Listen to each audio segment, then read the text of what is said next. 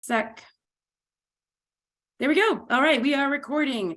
All right, welcome everybody to Reboot Your 2023 Real Estate Marketing Connect here at DMAR. Thanks for joining us this cool Friday morning here in Denver. My name is Julie Voorhees, and I'm the Director of Events. And I've got my sidekick Melanie here, who is my assistant in events. So welcome everyone. Before we get started, I just want to give some kudos to our industry partners. You know, we couldn't do all the things that we do without the support of our amazing industry partners. So I've got a couple who are going to say hello here in just a minute sponsoring this event. If you like following this event, if we have time, depending on how the conversation goes, we will hang around for some networking. So if you'd like to do that, please stay on the line. All right. First, I would like to introduce today's industry partner spotlight, and that is Teresa Huffman with Murals and More by Teresa. Teresa, tell us a little bit about yourself. Good morning. Thank you so much. I'm pleased to be on the call this morning. So I always say that I'm a little bit of a unicorn at DMAR because I'm not a lender. I'm not a home inspector. I'm an artist. And you might wonder how I ended up here. I started with DMAR about 5 years ago in a different industry, and I was laid off from that position in 2020. And I decided that I wanted to return to doing what I love, and what I love is to create. So at the time that I was laid off, I was the industry partner chairperson. And so I asked myself, how can I continue to serve the real estate community and home buyers as an artist? And so what I came up with is I paint murals. I do custom hand painted murals in homes and in businesses. The mural that's behind me right now was recently pictured in Denver Life magazine. It was part of the showcase home, and it was in the children's playroom.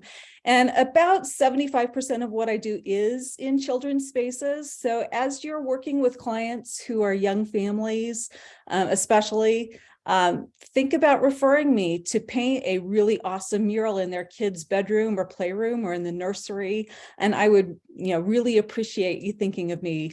The other way that I serve my clients, and I'm going to change my background here, I think, is that I help create really personal and unique communications. You know that feeling that you get when you go to the mailbox and there is a handwritten card in the mail? Imagine that feeling if when you open that card, it's not just a generic mass-produced card that they picked up at the grocery store, but it's an actual handmade, gorgeous piece, a work of art. I work with a lot of real estate clients to help provide something that's really custom and unique, and it's not something that's going to get tossed in the garbage can as soon as it arrives in the mail. In fact, I have had clients tell me that they actually get a thank you card or a thank you note for the beautiful card that they received. So it really helps you to stand out. I have been working my tail off getting ready for the Realtor Tool Belt event that is coming up next week on Tuesday, November the 1st, and Julie will be sharing more information with you about that. But I'll have a lot of real estate specific cards and other occasion cards available at that event. I've got my email address up there on my screen, but I'm also going to put it in the chat. If you will send me an email with your mailing address and your phone number so that I can follow up with you, I would be happy to send you a free handmade greeting card that you can use in your business. So thanks again for letting me speak for a few minutes today, and I look forward to seeing you next Tuesday, the 1st at the Realtor Tool Belt event. Awesome, Teresa. Thank you very much. And if any of you received a card from me, it was probably the handiwork of Teresa. I love her cards as well. So thank you so much. And thank you so much for all you do for DMAR and the industry partners. And now I would like to introduce one of our corporate partners, annual sponsors, Matthew Hay, Senior Home Lending Advisor with Chase. Matthew, would you like to tell us a little bit about you and Chase? Yeah, absolutely. First of all, thanks, Nobu, Julie, Melanie. We really appreciate partnering on these events and learning so much from the diverse panels and speakers that you bring on. I think you guys all know who Chase is, so I won't bore you with that. We are, of course, a lender as well as many other things. I want to talk a little bit about how we can help drive business to your listings and get you some more buy-side customers. I've got customers coming into this branch every single day, Monday through Saturday, or I guess 6 out of 7 days. Hundreds of customers are coming in. We've started a branch spotlight table. If you have a listing locally here in the greater Denver area, I would love to feature it. We've got tons of customers coming in. For whatever reason, they love all of our little bits of Chase swag. So they stop by, they grab a pen, and they take a flyer for your listing. Let's talk about how we can get a little bit more diverse and get you in front of more people. We would love to help drive that business. Second thing that we can do to help drive business to your listings and help find you some customers, our $2,500 Chase Homebuyer Grant just got updated to the new 2020 census tracts. So there are brand new homes that are going to qualify for it. It's not an income restricted grant. It's strictly for any property that falls within those low to moderate income areas and is going to be financed with a conventional loan. If you've got a listing, send it over to me. I'll put all my details in there. I'd be happy to either get you on my branch spotlight table, or if you are not in the greater Denver area, we do have Chase branches in every single one of the lower 48 United States. I would love to get you connected with a local home lending advisor who can offer what I am offering those who are here in Denver in your local area. And finally, listen, this isn't the Chase of 10 to 15 years ago. If you need to get a hold or want to find a local Chase lender, we can give you the power of Chase and the benefit of a local broker. We've got cell phones. We're here on nights and weekends, and we're here to get through these tougher times and help each other grow our businesses. So let us know if there's some creative options or creative ideas that you have. We would love to partner with you and kind of use that power of Chase marketing. We're in 50% of households in the United States, so don't sleep on us. We're here to help. Thanks. Awesome, Matthew. Thank you so much. And thank you and Chase for being one of our annual partners and supporting the work that we do here at DMAR. You guys, Chase is great. Matthew is awesome. So please do not hesitate to reach out. Matthew, don't forget to put your info in the chat if you haven't already. All right, now let's get down to the business at hand today. I'm going to introduce our panelists. First, we have Caitlin Castellano. Caitlin was appointed Senior Vice President of Marketing for Engel & Volkers in 2019, responsible for leading the global brand's marketing strategy for the Americas, with a focus on strategy that drives business results for the brand and its network of luxury real estate shops and advisors. She oversees digital and offline advertising and experiences, public relations, social media, content creation, strategic partnerships, and events. Wow, why don't you, do something, Caitlin. Prior to this role, Caitlin served as the brand's Vice President of Communications. Welcome, Caitlin. Thank you very much. And then we have Sean Carpenter. Sean is the former Director of Training and Development for NRT Ohio, and he's been a licensed realtor with Caldwell Banker King Thompson since 1998. He had a successful career in real estate prior to becoming a branch manager in 2003. Sean loved the training and coaching part of the job and was elevated to the agent development role in 2005. And during the 11 years in that role, he was the co-creator of the company's highly regarded ProStart Academy, along with other successful agent coaching programs. Sean has been recognized as one of the Inman News 100 most influential people in real estate, 2013. He's been one of the Swanepoel's top 20 most influential social media voices in real estate since 2016, and was recently added to HomeSpotter's top 100 list and Contactually's 10 influencers to have on your radar. Wow, Sean. Wow. Just a few things going on there with these guys. Welcome, Sean. And of course, I want to welcome our moderator, DMAR's.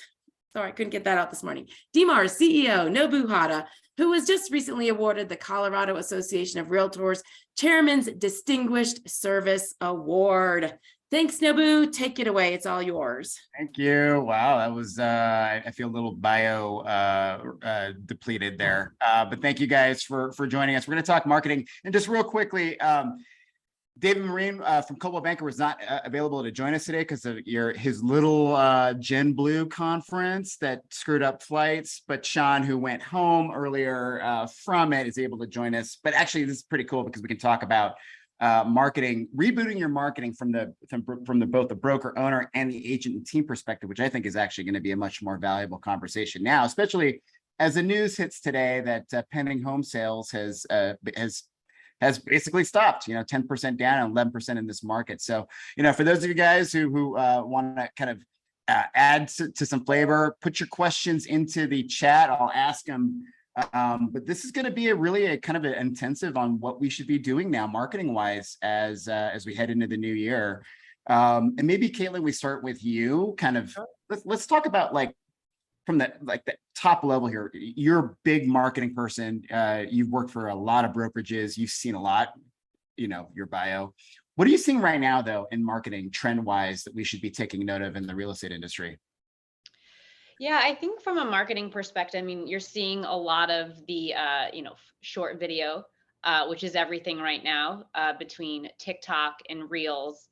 On Instagram, if you're not doing short video, your Instagram is probably not performing competitively.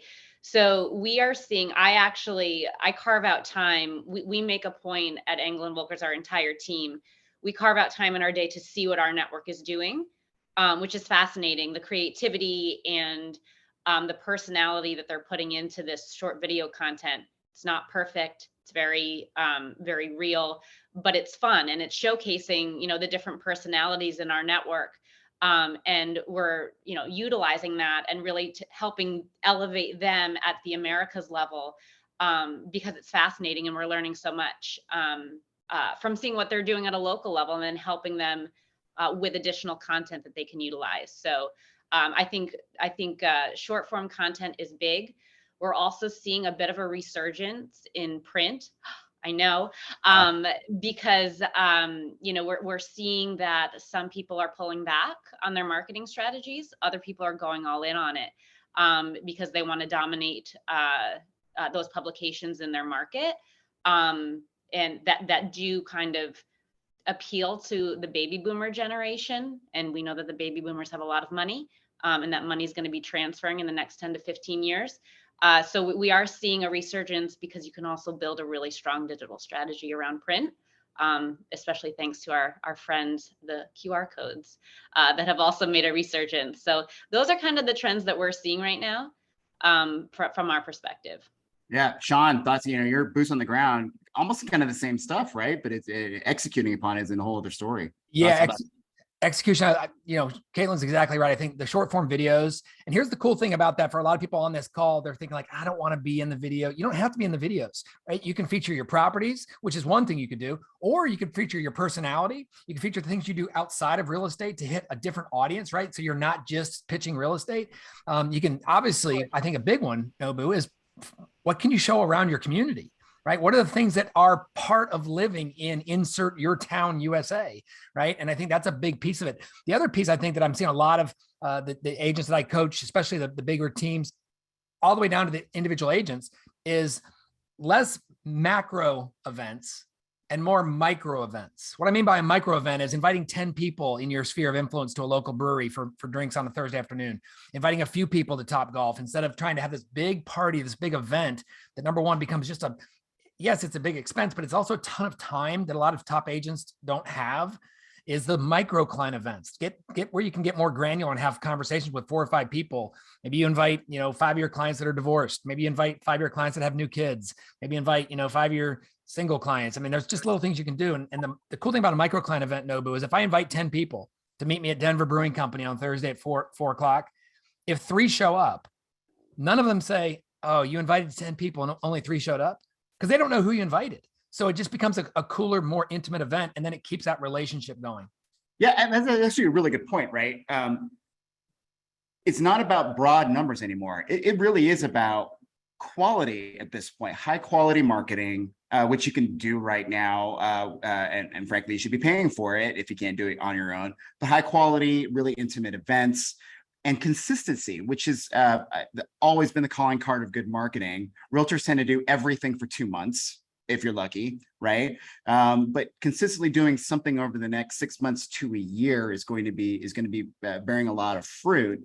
But doing it in a memorable way, which I think is one of the things that we do miss the mark on as real estate marketers. Like Caitlin, and I'm just going to go ahead and show some of the a little bit more of the things that we're talking about here, right? So when I see things like this, what strikes me about this type of marketing, and this is by no means a plug for one brokerage over another, by the way. This is just, if anybody was doing this, I would show it off. Just happened to be Caitlin. But when we're talking about marketing, this is not like everyone knows that they want to buy a home. Home is a thing, but why we buy a home is something that we should be focusing on, right? Like what you guys are exhibiting here. Yeah, live your luxury. there's no better time to shoot original content than during COVID. So we actually started this right in the thick of COVID, and it couldn't have happened at a better and worse time, right? Because we were pushing out a tremendous amount of content to our network to use and supplement in their marketing strategies. And this Live Your Luxury campaign is really designed to show those little moments within a home. I think sometimes when you think about luxury marketing in real estate, you see women in ball gowns walking around in their home. Now, we work with luxury clients. I've never seen that, never seen anyone do that before.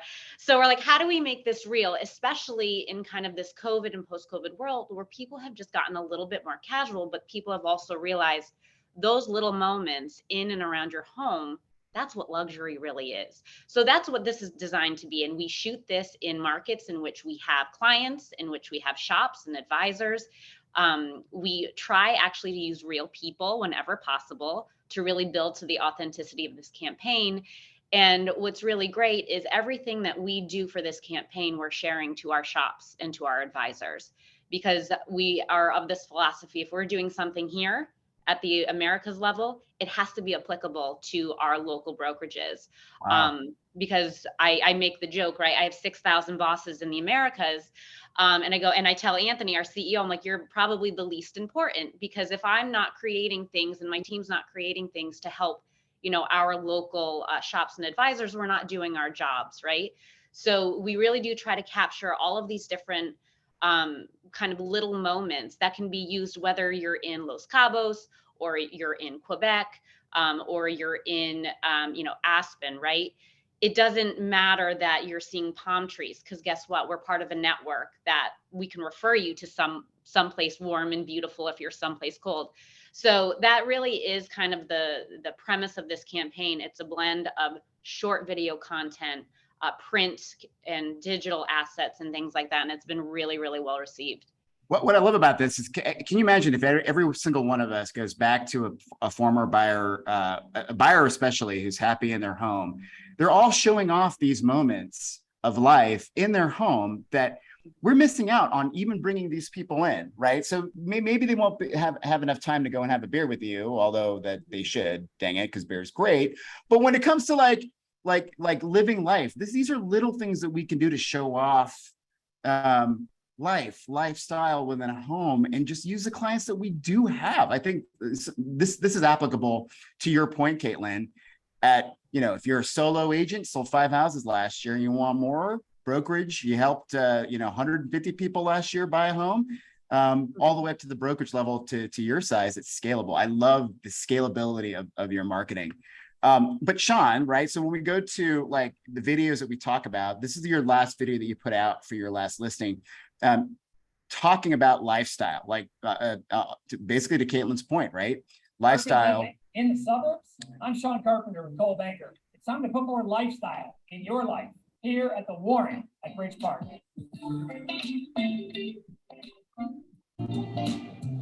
Let me just talk over this, Nobu, as it's playing. I wanted my photographer, I said, I really want to show what it's like to live in this place. I don't live there, but based on what my clients told me, based on what I see about the area, upscale living in a downtown new development with a lot of retail. So, a ton of people in Columbus are going to go to this place and eat at the shops, or visit the shops and eat at the restaurants and the bars.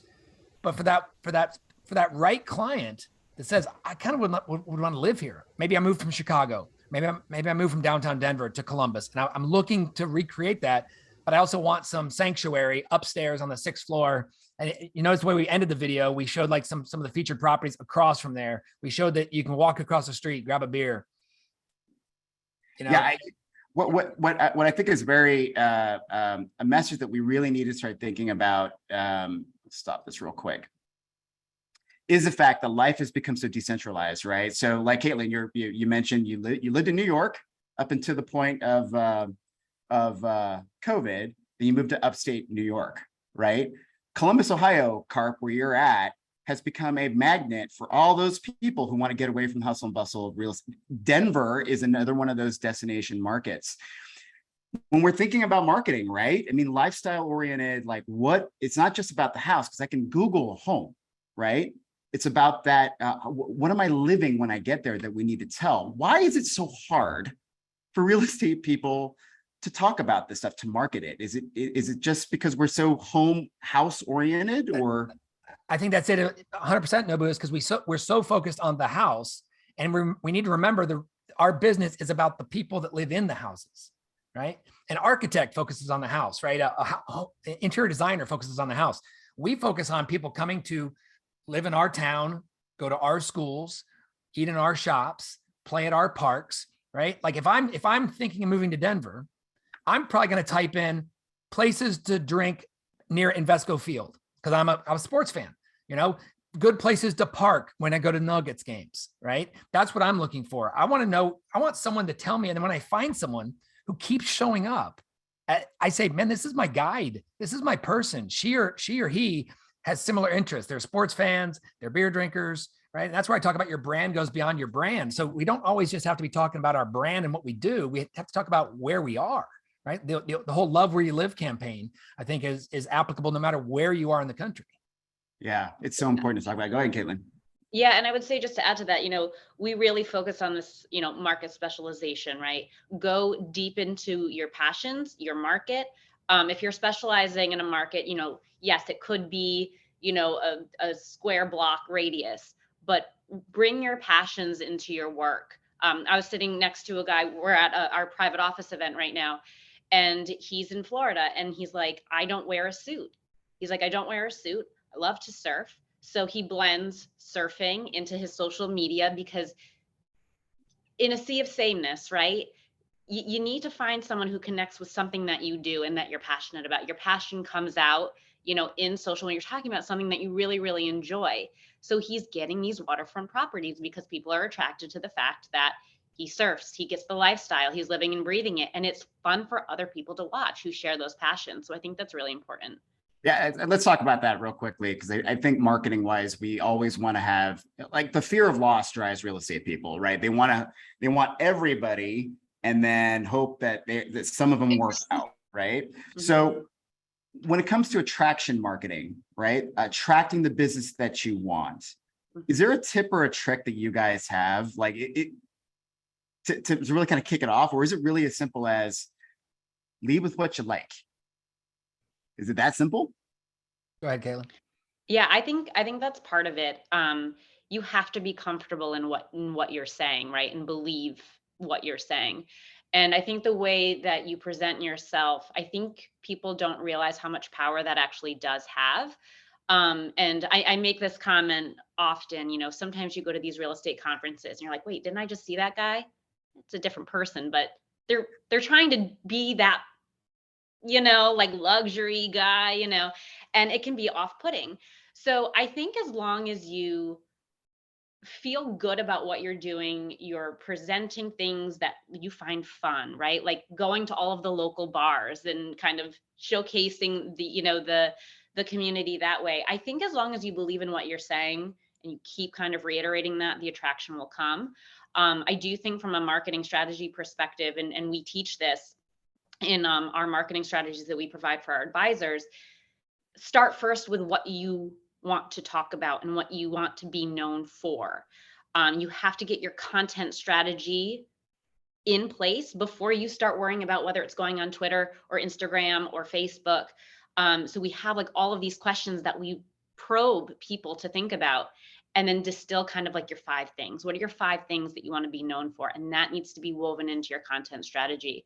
And if it isn't, you're kind of all over the place and you're trying to be everything to everybody. And then you're just going to become the noise that we talk about, right? Yeah. Yeah. And then no results, right? Which makes people want to quit it altogether. It's Go ahead. No, but I'm going to be anti-marketing person because I'm not a marketing person. I'm just an agent who was in the training side. But, so many people talk about the funnel, right? You got to get this funnel, top of the funnel, middle of the funnel, bottom of the funnel. And I get that. I get the concept of a funnel, but I kind of hate it because the whole concept to me sounds like shove as many leads as you can into the funnel and hope that some come out the bottom. I take the approach of let's turn that whole funnel on its side. And instead of just shoving leads in the funnel, here's what we should be doing. We should be building relationships and solving problems and having fun with the right people. We should be pre-qualifying and having conversations and put the right people into the experience, right? Let's picture the funnel on its side and deliver an amazing experience so that when someone comes out the other end, they pick it up like a megaphone and they tell everybody how awesome it was to work with you.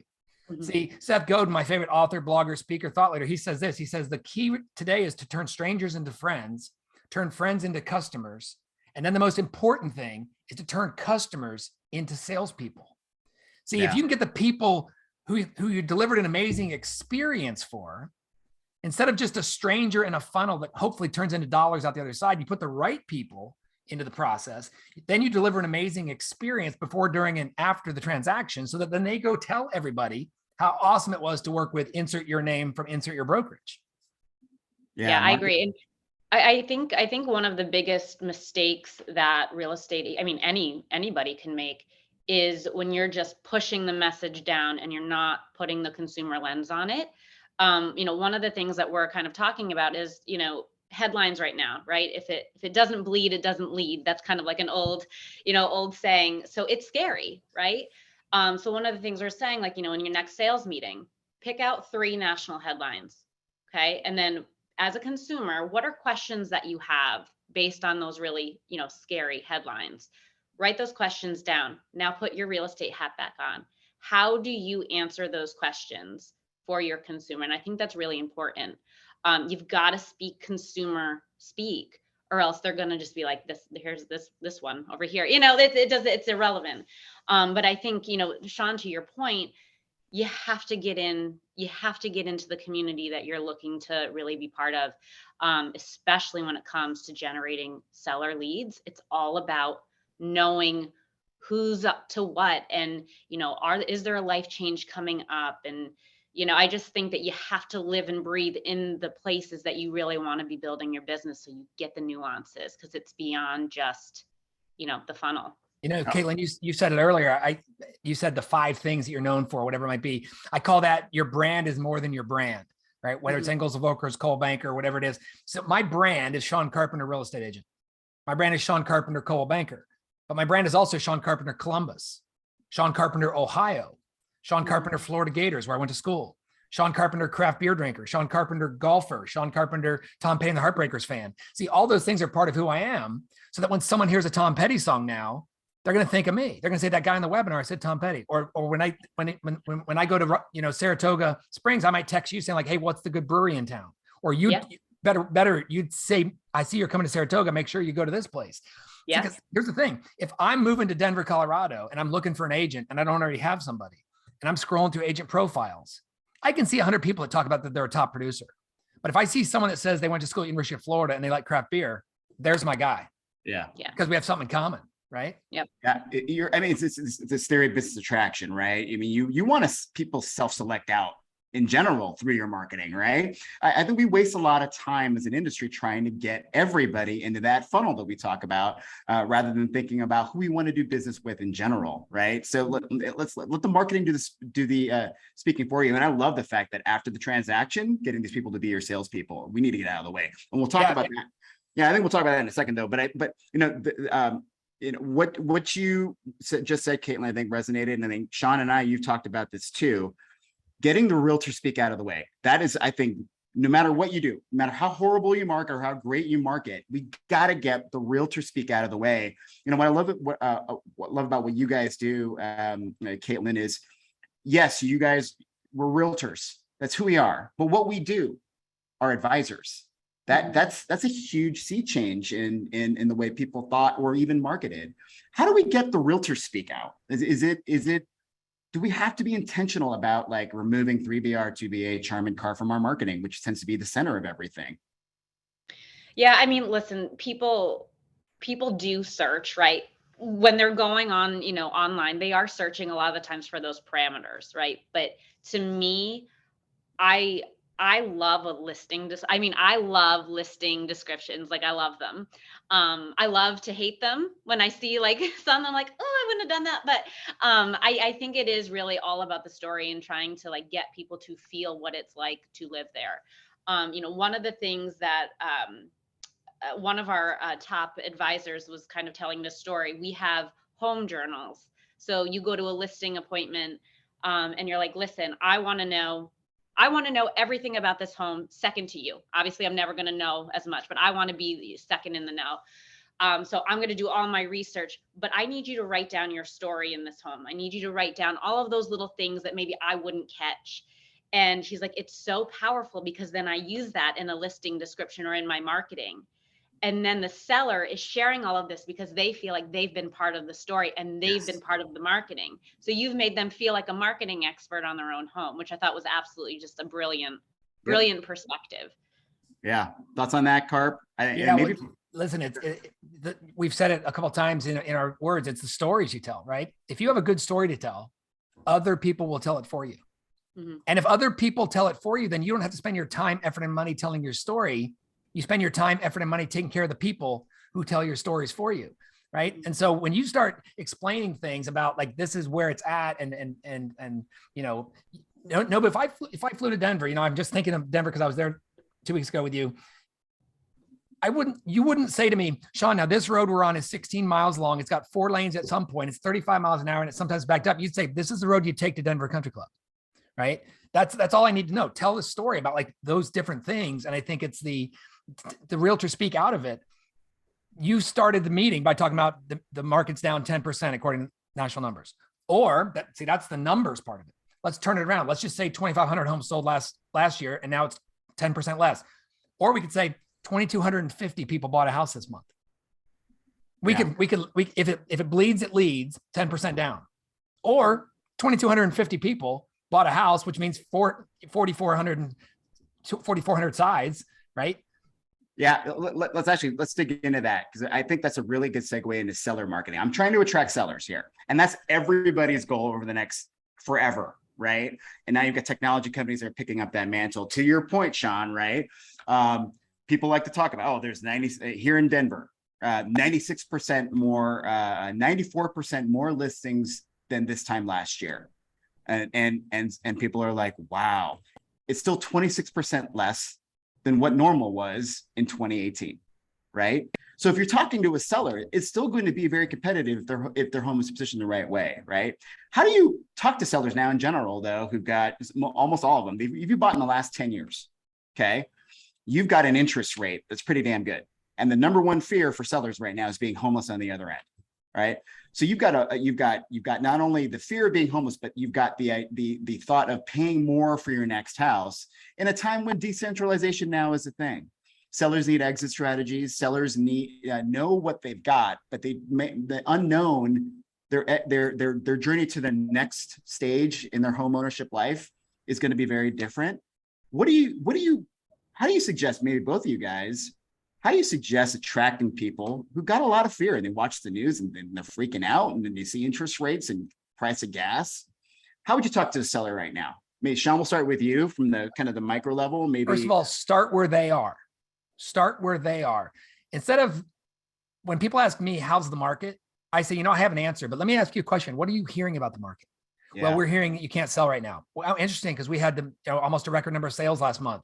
The days on the market still remains down. So sometimes what they're hearing, Nobi, you taught me this statement from John Acuff, right? Care what the people you care about. So find out where they're at, right? The number one thing I should find out as a salesperson is what's their urgency? How soon are they looking to be on the move? The second thing I want to find out, because the best indication of future behavior is past behavior. So I'm going to ask, how long have you been thinking about selling? Well, we've been thinking about it for a year and a half. Okay, so they've been thinking about it while the market was flying off the shelves, right? While things were flying top dollar. And so their house wasn't on the market last month. So now I have to put some context into that. Then I can talk about if you're going to sell your house, where are you going to go? So I can figure out what the rest of that story is and figure out how do I, as their guide in that journey, right? That's my role. I'm a guide to help them go from point A to point B. Is how do I best do that? Best position them, best stage them, best price them, right? Because right now it's a beauty contest and a pricing war. And you got to win both. And so I start with a conversation about where they at and where do they want to be, and then hopefully guide them to that point. Yeah. What's your exit strategy? But from a marketer's perspective, Caitlin, how do you attract these folks who can be freaked out right now? Yeah, I think, not to oversimplify it, because it's not, right. I mean, it's a long game. So having the marketing that is of value, right? Like whether it's a luxury magazine, we have our GG. And I don't mean to say this to promote, it's a lot of the times our people take a beautiful magazine, a lifestyle magazine, and put in recently sold to show activity. But then get in front of them, have the conversations, understand their motivations. A consultation costs no money. It costs no money to anyone, right? So I think really understanding motivation, and maybe it isn't the right time. And being the person to say, you know what, based on your motivation and your goal, maybe it's not the right time. But I'm telling you, I'm here with people who have been in this industry. I mean, they're 75 years old and they have more energy than me. They've seen this happen. I mean, they've seen really scary stuff. This is nothing to them. They're like, it's gonna be fine. Yeah. But the good news is, if you look at the numbers, there's never been a month in any market where no homes were bought or sold, right? It's never happened. So I think we all just need to make sure that we're communicating, we're understanding needs and motivation, and we're giving our best advice based on the unique needs of a home buyer and a home seller. Yeah, it's almost like you're almost crowdsourcing now, right? I think a good approach would be, we've all had people who bought homes, almost a record amount, right? If you didn't over the last couple of years, probably problem is on you. You got actually a lot of potential sources on mindset, mentality, exit needs for people right now, just in your sphere of influence, right? So sphere of influence marketing, let's talk about that real quick. I mean, how do you get people to be your salesperson, Sean? Well, first of all, I'll remind everybody, because every audience I speak to, with 1.59 million realtors in the country, every one of your sphere, every one of your clients, and every one of your family members probably knows 5 to 10 realtors in your town. So first of all, just go in with that approach, knowing that they know other people. So how do you earn that top of mind awareness? I love the old school approach, right? I can go out and get strangers, but I've built a relationship with people over the course of the years where I start every day with what I call my 4-H club, right? It's 5 handwritten notes. It's the hot sheet, it's happy birthdays, and it's high fives. It's touches on social media. I mean, I just try and get in front of enough people, enough times, Nobu, so that when they think real estate, there's a good chance that my name pops into their head. Or when someone they know talks about real estate, someone at their church, someone at the grocery store, a barista, someone at the pickup line after school. It's just touch point. And Caitlin says it's a long tail game, right? We all want to get rich quick, but I'd rather be wealthy for long, right? Yeah. Handwritten cards. Yes. You should always be buying thank you cards, some sort of. Yep. Teresa talks about it, right? Yeah. Caitlin, thoughts? No, I agree. And, I do think that a moving market like we're in right now, I mean, a market's always moving, but right now, I think this is your greatest opportunity to dominate a market. I really do. Yeah. I think if you really go deep into your business, really refine your messaging. Don't be the person who's just like, it's a great time to buy. Like, don't be annoying, right? You have to be informative. You have to be truthful. You have to realize what people's perspectives are. You got to know your numbers. You got to know what's happening. And you have to be mindful of what people's end goals are, right?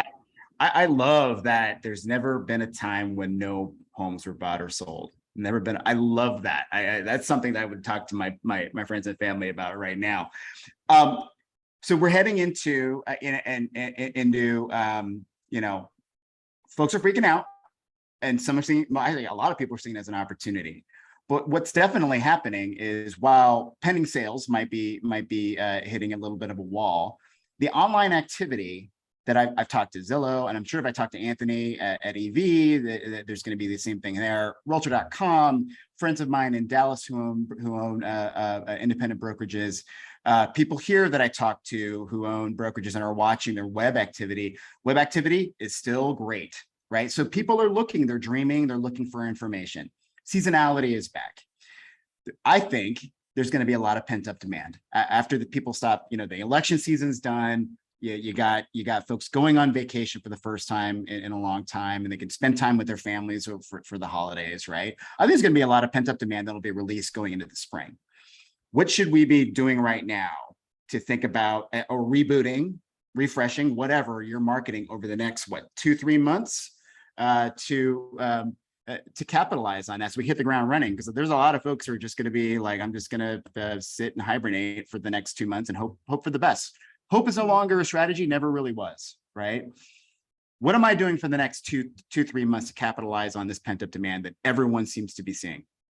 Sean, we'll start with you. Well, let's circle back to where we started. I think short form videos being on, most people spend their day with this in their hand. Yep. Right. And in the evenings, it's amazing how even when we're watching a ball game or, sitting with our family, how we're kind of still just kind of passively scrolling. Well, here's the thing. If I am showing up and I have a video or a post or something that Caitlin pays attention to and maybe even comments on, then the next time I post something, the algorithm is going to probably put my stuff on her screen because she commented on the last one. I'm also going to want to comment on a lot of my Spheres content, not just like it, but actually leave a comment. Right? Amazing picture, cute puppy, whatever it might be. So that way Caitlin's stuff shows up more on my screen. If I'm going to put, if I'm going to spend money and invest in ads on Instagram or Facebook, guess what? Every 4th post on Instagram is an ad. And if I get any engagement from Caitlin on my ad, then the next ad I run is going to show up on her screen as well. So it's just finding ways to get upstream by delivering content, but going on the relational level to not strangers, but to just be in front of people and create engagement. This is what this is for, is to create engagement and connection. And if I can continue to do that, then there's a better chance, once again, that I pop into the top of the mind of that consumer the next time they pass something that creates a real estate question in their mind. Yeah, content really is the thing though, right, Caitlin? It really is. And I would say too, the holidays, people often think it's the holidays, everyone's tired, they're just going to take a break. But think about pictures with Santa. Think about pumpkin pie, pumpkin pies for Thanksgiving. We see so many events in the community that are hosted by our advisors, Christmas lights, community fairs, like all of this stuff, like all of these holiday focused community events. Those are opportunities to continue to build out your sphere and to get yourself in front of people who may be taking a break, but they're meeting, someone that they're connecting with at these events in their communities. And I think, while people are like, oh, it's the holidays, I'm going to take a break. No, it's the holidays. You get into your community and you're out there and you're making those connections. And I know it seems so simple, but I can't tell you how many stories, like one of our shops hosts pictures with Santa. Okay, now they're part of their Christmas cards that are being sent out. Like all of these little things have this ripple effect. Like they give out pies, around Thanksgiving. It's branded. You're bringing this to a party. It's got their name on it. It's got the brand logo on it. It's being shared amongst so many people. It's at these dining room tables where decisions are being made for the future and for the new year. So to me, you're getting out there, you're continuing to market because decisions are happening. You're cleaning your lists. Please clean your lists when you're emailing and utilizing that for social media targeting and digital targeting. Make sure your lists are clean. Really refine your message, refine your lists, and make sure that you're coming out of the gate. So you're continuing to come out of the gate in 2023 swinging. And Caitlin, guess what? Opportunity. If you do that, you can utilize multiple channels of communication, right? If I send out an email to my sphere saying, save the date for the pumpkin giveaway, then the next week I hit them with a postcard in the mail saying, you're officially invited. RSVP if you're going to be there so we know how many pies to have. Then I can text people I hear back from saying, hey, congratulations, Nobu, we'll see you and Shay on Thursday. And I can text the people I didn't hear back from saying, hey, just want to get a last chance. I can maybe call people. I can then at the event see them face to face, take some photos, share on social media that I saw my friends, right? I'm hitting people through multiple channels, but it's never going to feel like I'm in your face asking for real estate business. Yeah. And one thing I would say too, and now I'm kind of just going, and one of the things that I am a nerd on, I love PR. I started my career doing down and dirty media relations for, big companies. I love it. And I've brought it with me everywhere that I've gone, especially in real estate, because there's such an area of opportunity for local PR. If you are not treating your local editors like you are clients, you are missing out on a huge opportunity. Get to know them, take them for coffee. How do they like to be communicated to? Do they like bullet points, like press releases? Do they just want to give you a call? You have to get somebody else to tell your story as well. And, you know, I was actually just talking to one of our brokers. We got him coverage in like the Globe and Mail. He's up in Canada. He sold the property from that. And now it's like, it continues to pop up as like the, you know, it was the listing of the month and it was the listing of the year. Like he's getting all of this additional press because of this one story, and he's getting leads from it. If somebody else can tell your story, and this goes back to what you were saying, Sean, your clients tell your story.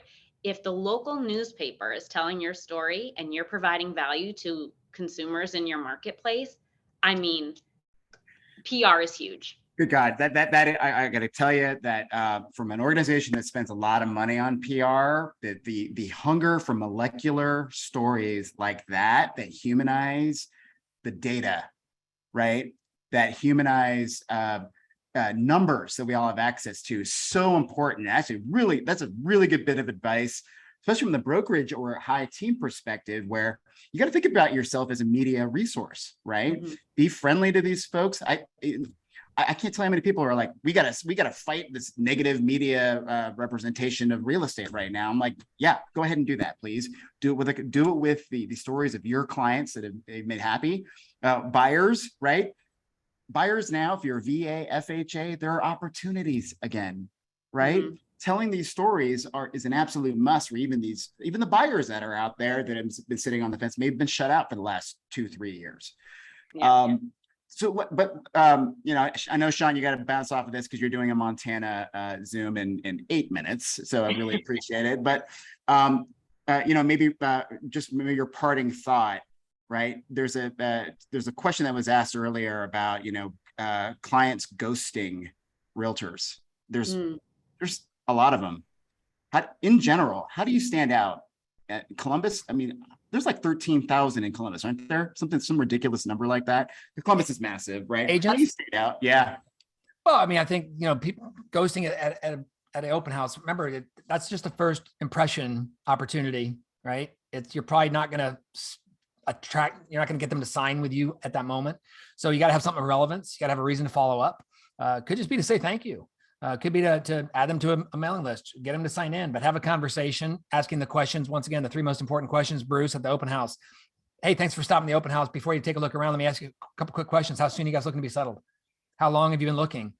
If this house works for you today, what would you do? And then let them go on their way. And then you have a reason to kind of check with them when they come back. But you know, my parting words is this: it is, always has been, and always will be a relationship business. It is not about the house or the condo or the apartment. It's about the people that live in those places. And so getting to understand that you got to build a relationship with your customers, your clients, and your community. As Caitlin said earlier, your community is a partner with you in your business. And so leveraging that relationship with your community, I think is important. Both the community, the non-living part of your community, and then the people that live in it.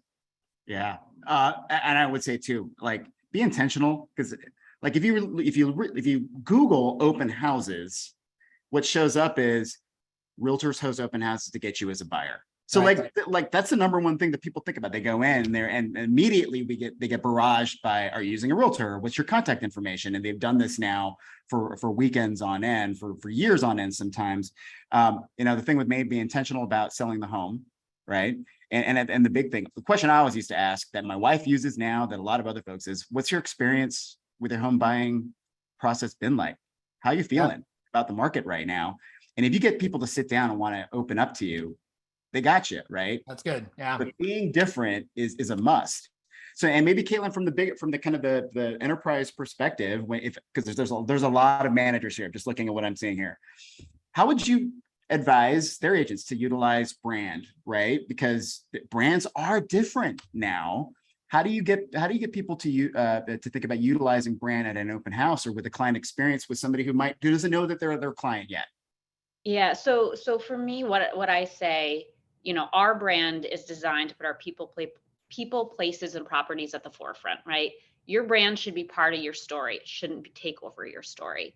So right now, I think a lot of advisors or a lot of agents are scared, right? Some people are nervous about what's coming down the pipe. I think that you need to leverage your network, right? The great thing about being part of a brand is you have access to all of these people who are in very similar situations that you are. So don't feel like you're alone in doing this alone. You know, go to your brokerage management, go to your brand, leverage what you're buying into, right? Your marketing protects your brand. Your brand wants you to utilize the marketing to help you in your local community. So to me, make sure that you're leveraging everything that you can. And if your brand or your company isn't giving you something, ask for it, right? Yeah. Realize that you're not alone. Learn from other people who are going through the same things that you are. And realize, I mean, it's not all about you. The whole world is not on your shoulders. You have access to so many resources, even through, you know, what you're doing right now, Nobu. I'm sure a lot of people are just happy to know that they have you, right? And they have your organization to kind of lean on. So I would say, you know, realize that your success is on you. Don't get me wrong, but you have to utilize all of the resources that you have around you to succeed. Yeah, during the pandemic, and Sean, you know, I know you need to hop off when you need to, Yeah. but during the pandemic, there was this gravitation back towards, because you could see it online, right? I know you were seeing it, Caitlin, back to legacy brands. Realtor became much more of a highly searched term, right? Mhm. In a time when you got ego marketing, what's a big trend, right? Remove the ego from your marketing. Right. Yeah. So like if you didn't sell a house in multiple offers in 3 seconds, that was on you the last 3 years. Right. But getting out of the way is it one of the biggest problems that real estate people have, because they're used to putting their 1995 picture on their signs that go in front of a house. You know, it just like you got this stuff now. How do we get ego out of the way and get back towards what people want? Or is it something that we a trend that we should be watching, or just kind of like you know, maybe it'll come back because brand does matter? Ego, how do you get out of the way? Sean, you want that one? Yeah, I mean, I just, once again, be worth talking about. You know, don't make it about the sale, make it about the relationship. And I said, you know, Nancy talked about, you know, 6 homes she ended up selling that one client that she met at an open house. That's great, right? And when you can, you know, think about when you can help, when you can earn someone's business, and then they refer you to the next generation, either their kids or their parents. And sometimes it's the 3rd generation. You help the client, then you help the parents, and you help the kids. Think about what that means. That means you've become that family's realtor. The way they have a doctor and a dentist and an accountant and an attorney. That should be the goal of all of ours, is to become someone's full-time, lifetime realtor, not just a realtor, their realtor. That's what I would say. Yeah, that's ego marketing. Yeah, I would say, you know, again, I feel as though being part of a very collaborative culture. I mean, yes, everyone, even if they say they don't, everyone has an ego to a certain extent, right? But you have to realize that how you present yourself, right, has to work across multiple generations. Just this stat is mind blowing to me. $60 trillion are going to transfer from boomers to millennials in the next 10 to 15 years. So I want you to think about your ego, right? How are you presenting yourself? It's going to work for a boomer and a millennial, right? You gotta kind of take yourself out of it a little bit and make sure that you're providing value, because you've got to work across multiple generations here. Yeah, Get out of the spotlight and shine the spotlight on your customers. yeah. Actually, let me show you guys this real quick. This is burlingameproperties.com. This is a friend of mine who runs a high producing team. And as Caitlin knows, this is across the bay from San Francisco. Yep, this is an area where if you sell 10 houses, you're a top producer. Okay. And there may be 200 to 300 homes that hit the market in Burlingame in general in a given year. But this is, to me, the epitome of removing ego from your marketing and bringing your salespeople, who are your previous clients, back in. Look at these pictures, right? So while you got the realtor here, Razio, who's a fantastic agent, he's putting his previous clients front and center on all of his marketing. Mm-hmm. I mean, look at the people he's helped find the dream home. These are clients, right? Take the stress out of selling your home. These are clients in front of everything. This is what we do. Here are the people that are having the most success at it. These are the previous clients.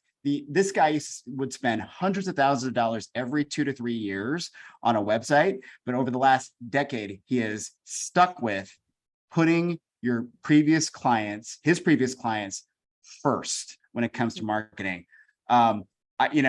Real estate search, guys, he doesn't even have it on his website anymore. He has his listings rather than everything else. So you can see this makes you rethink your life choices in general about average sales prices in California.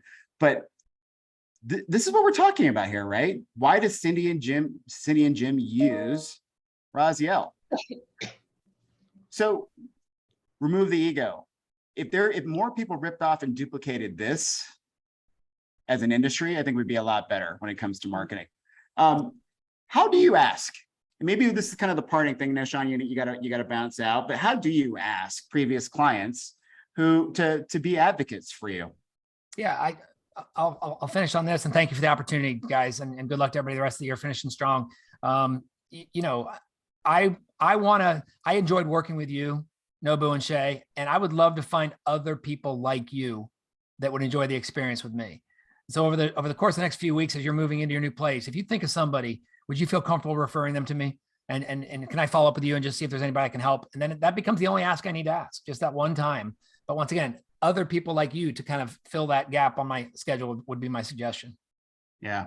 So, thanks, guys. Thanks, Sean. Thanks, Bye, Sean. Caitlin. It was a pleasure. Caitlin, thoughts on really kind of this referral-based marketing? Yeah, I mean, I think that, just to add to Sean's point, I think it's also a great opportunity once someone has settled in. And I remember my real estate agent did this for me when I bought my home.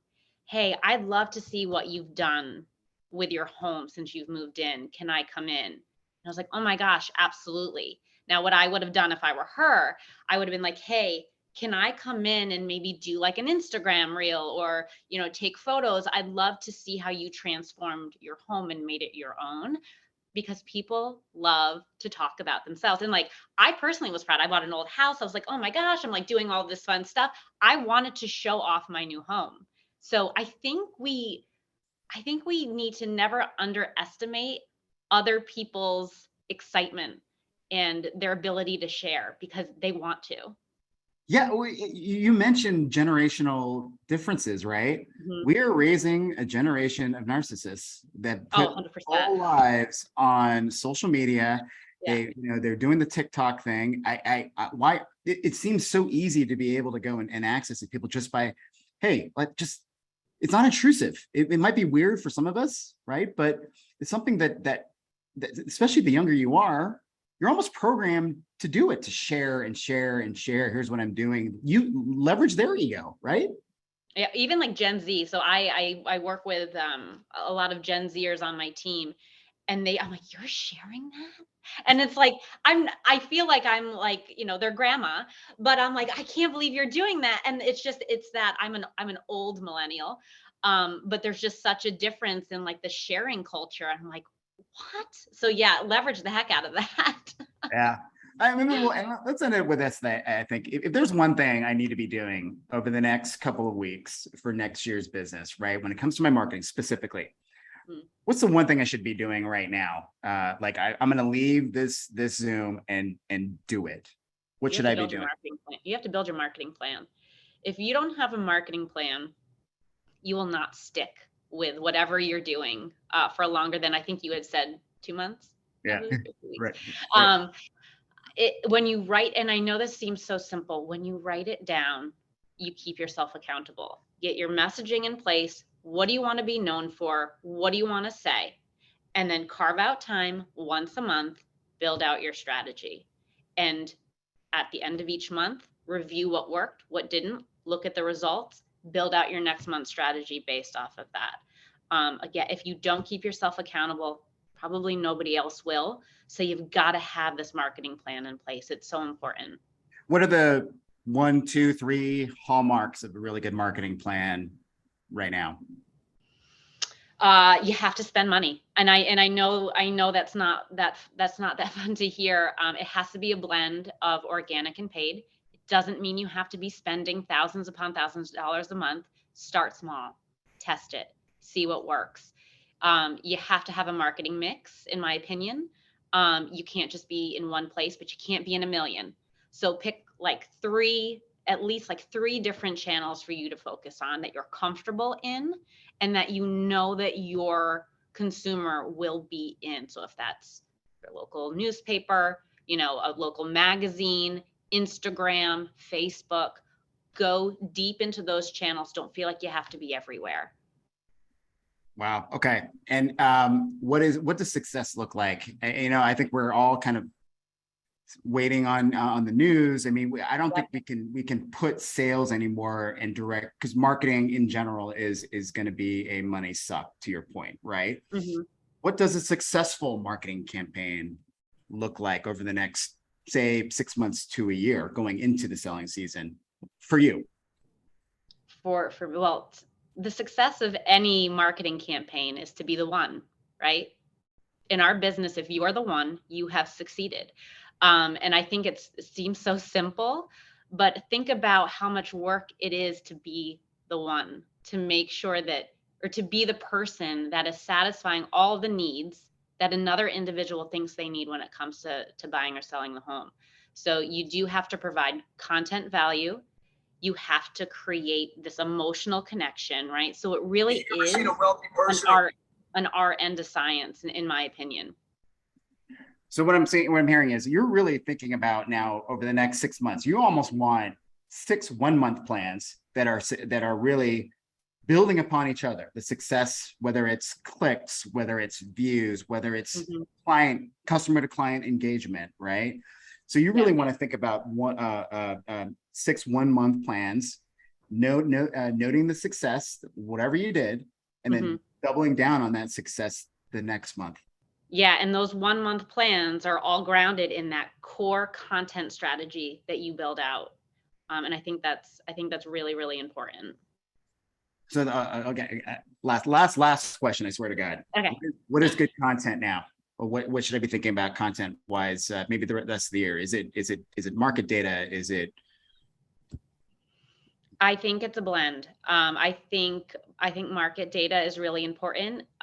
When you wake up and you watch the Today Show, right? You notice the Today Show flips. It goes from your local news to Today Show, local news to Today Show.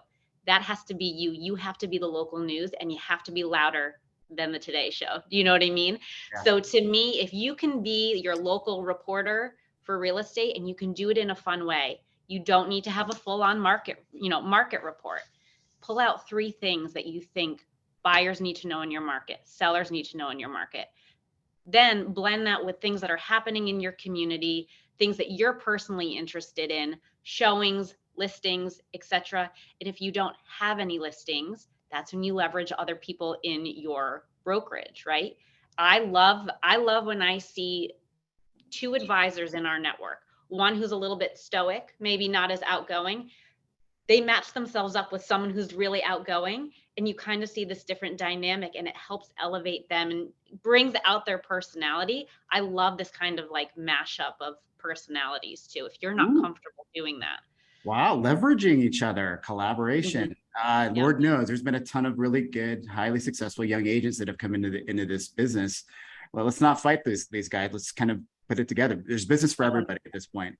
But I think we can all agree that it's a great time to buy and sell a home message needs to die a horrible, horrible, ugly death, right? Yeah, you have to be positive, but you have to be truthful, right? I mean, I think that's the name of the game. And for some people, it's not going to be the right time. For some people, you have to. Some people just have to buy or sell right now, and you have to be that person. These are the types of markets where I think careers can be made. I've heard a lot of stories about people who've been in the business for a while, and they've made their business in markets like these because they've invested and they've focused and they've gone deep into their business, and that's allowed them to expand, go from an agent to a brokerage, owner. There's a lot of opportunity there. Yeah. Caitlin, always a pleasure. to talk to you. I miss you, Nobu. It's always a pleasure speaking with you too. I was very honored to get your email, so thank you. You're honestly, guys, Caitlin is there's very few people that I look at and talk marketing with and see as an authority, and Caitlin is one of the few, frankly, in this industry that is the best. And it's always an honor to be in your presence, Caitlin, and I hope to see you around soon. Damn it. Same. Well, thank you, and thanks everyone who's listening. I really enjoyed myself, so appreciate it. Thank you, Caitlin. Right. And frankly, when we're talking about marketing, guys, I hopefully with the video stuff, you guys have pounded in on the value of it. We'll be doing a video presentation and mastermind next week. So, and everything that we've been talking about here will be talked about next week as well, from that short form to long form video. So thank you guys all for being here. Julie, back to you. Awesome. Thank you so much, Caitlin and Nobu. That was really powerful and impactful information. So thank you so much for sharing. I want to just take a moment and thank Teresa Huffman with Murals and More by Teresa. And Teresa, if you're still on and you want to put your info in the chat again, maybe so people can find you easier, put it there. And thank you, Matthew Hay with Chase, our annual partner. Thank you. If you're still on, if you'd like to put your info in the chat again, just so it's easier to find, that'd be great. I have a couple of announcements. And then again, for those of you that would like to stick around and do some networking, we will hang on. We've got 15 more minutes or so of time here. But real quick, as Teresa mentioned when she was talking, we do have the Realtor Tool Belt coming up next Tuesday, November 1st. That's from 9 to noon up at the Arvada Center. And the trade show part of that will be getting all of your industry partner team in order, view all the booths there. We've got about 35 industry partners who are going to be there. 4 of those are lender and title, and everybody else is all of those important industry partners you need to have on your team, from roofers to staging to closing gifts, everything. And Teresa will be there with her cards. So you've got to stop by and do that. And in addition, we're going to have a class from 10 to 11 that day with Shay Hada, talking about thriving in this changing market. So we're excited. That is a free event, guys, with breakfast, the trade show, the class. Please go to the DMAR website and register. And then, like Nobu said, we've got part 4 of our social media boot camp, leveraging live and digital video in real estate, on November 2nd. That's 1 to 2:30 at the Lone Tree Library. And then for some more, we've got on November 17th, the last of the 5-part series, the social media series, Google, SEO, SEM, and how content earns business. Again, November 17th, 1 to 2:30 p.m. at DMAR DTC headquarters. And then I just want to bring up one more event on Wednesday, November 16th. We've got YPN Presents What to Expect When You're Inspecting. One of our great YPN committee leaders and industry partners, Andrew Sams, owner of Alpine Building Performance, will be talking about and teaching a crash course on common and impactful home inspection findings, how to ensure a smooth home inspection process for your clients. This is free, and it will be at DTC headquarters, DMAR headquarters, the 16th, 11:30 to 1. Free lunch. We hope that you will join us. And that's it for announcements. Thank you guys so much for joining us today. Please stick around for another 10 minutes if you'd like to do a little networking. Nobu's still on here. Happy to chat about what you're doing with your marketing for 2023. Yeah, if you guys want to stick around and talk marketing, happy to do it. I'm going to bring up all the stuff that I showed as well previously. So